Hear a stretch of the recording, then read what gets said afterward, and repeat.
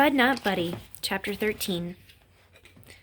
The circle of men got very quiet. The younger guys looked like they wanted to laugh, but were afraid to, and the Jimmy guy and the man who must be my father were looking at me that way grown-ups do when they're getting ready to give you some bad news, or when they're trying to decide which hand they're going to smack you upside the head with. Finally, Jimmy snapped his fingers and said, "Hold on now, is your name Bud?" He knew my name. I said, "Yes, sir." Jimmy said, "Herman, don't you see? This has something to do with that crazy telegram you got this morning." He looked back at me. "And you said you're from Flint, Bud?" "Yes, sir, that's right. That's right where I'm from." Hermione Calloway said, "What in Sam Hill is going on here? First off, don't you be coming in here accusing folks of being your father, and second off, where is your mother?"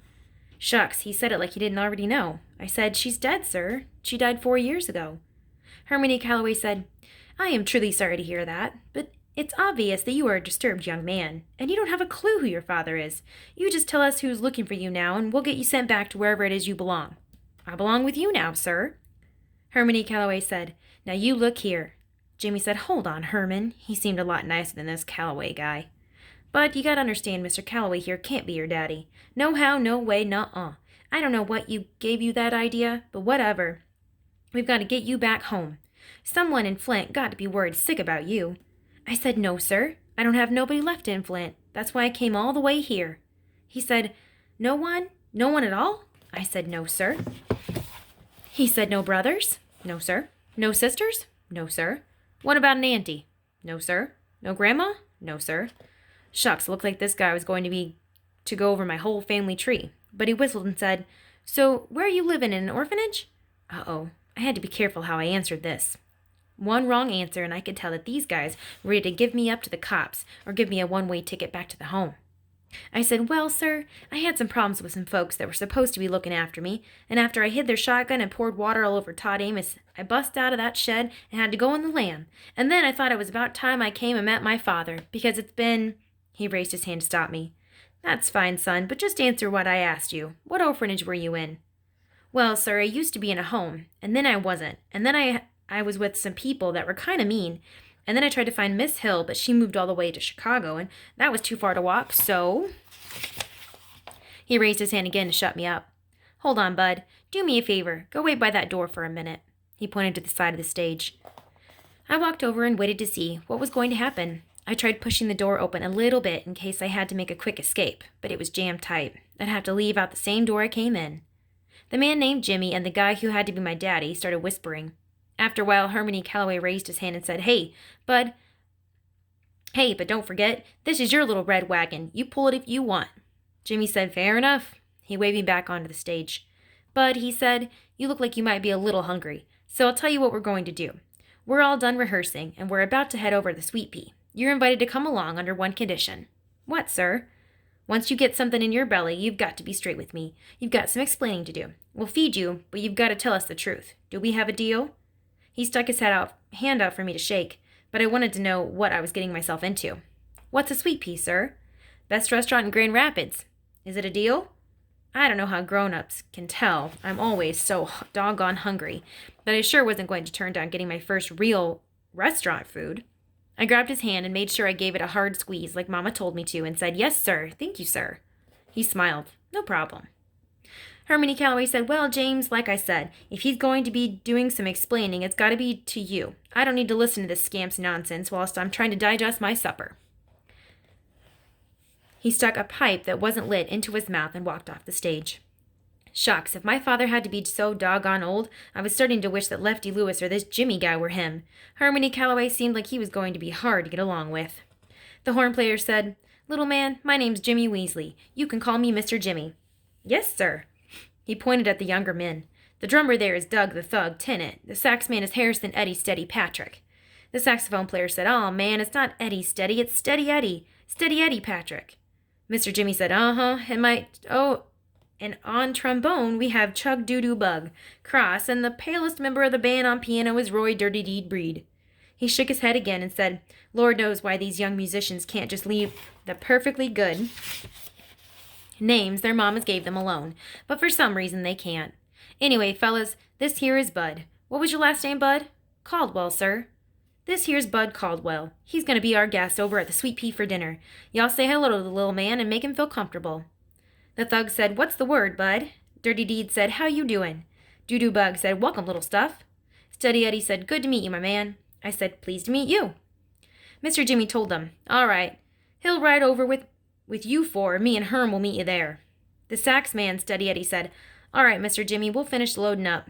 The Jimmy guy went out the front door. The sax man told me, "Come on, little man. If Mr. Jimmy's going to spring for your supper, the least you can do is help load the car. Grab these case over there and get it in the trunk of the Buick out back." He pointed to a long, skinny black suitcase that had a leather handle on the top of it. "And be careful. That's my bread and butter in there." I must have looked confused because he told me, "That's my horn, my axe, my saxophone, the thing I make all my money with. So don't go butterfingers and dropping it." I said, "Oh, yes, sir." The trombone man said, "Doo-Doo Bug, one thing you are going to have to drop, though, is all this sir stuff. The only two folks around here old enough for you to be calling them sir are Mr. Jimmy and," he winked, "your long-lost dear old daddy." The whole band busted a gut laughing. The thug guy said, "I'm going to let you in on a little secret, my man. I think the only reason Mr. C is denying he's your daddy is 'cause you went and hurt his feelings." "How? I didn't do nothing to him." "There it is. That's just what I mean. Here you two are getting together for the first time and you didn't show the man no love." He looked over at Doo-Doo Bug. "Bug, did you see any love being passed from this boy to his daddy?" Doo-Doo Bug said, "You leave me out of your nonsense." The thug kept going. "Shoot, man, seems to me like you should give the man his props. Seems to me like you should have given the man a whole lot more affection. You see, I know Mr. C better than most folks do. I know that beneath that cold-hearted, evil, wicked, nasty, mean—" Doo-Doo Bug said, "Don't forget Cheap. Cheap's got to be in there somewhere." The thug said, "You know Cheap's right up high on the list. But as I was saying, beneath all that festering nastiness is a tender, kind, loving human being. Why, I'd bet you $1 to donuts that he's outside right now sitting in the Packard, sobbing openly about how you shunned him. When you get to the sweet pea, rush right on him, give him a big hug, yell out, 'Daddy,' then plant a big, juicy kiss right on the top of his shiny, bald head. Shoot, you do that, and you'll be in his will so quick your head will spin." I put this thug guy on my list of people not to pay any mind to. Harmony Calloway seemed like the kind of person that would rather get bit in the behind by a snaggletooth mule than have somebody give him a kiss. Steady Eddie said, "Let's not get the little man killed before he's had a chance to eat." "Thug, son, I hope you got sense enough to let what he's telling you to go in one ear and find the nearest exit. You just steer clear of Mr. C for a while. He's not someone you want to toy with, and for gosh sakes, whatever you do, don't call him Daddy or Papa or anything that's going to give anyone the idea that you two are kin, you hear?" These guys really thought I was dumb. I said, "Yes, sir, but isn't it just like my luck to come clean across the state to find my daddy, and he turns out to be the mean old coot?" I slapped my hand right over my mouth. I knew better than to say something like this out loud, but it just fell out of my mouth before I could swallow it down.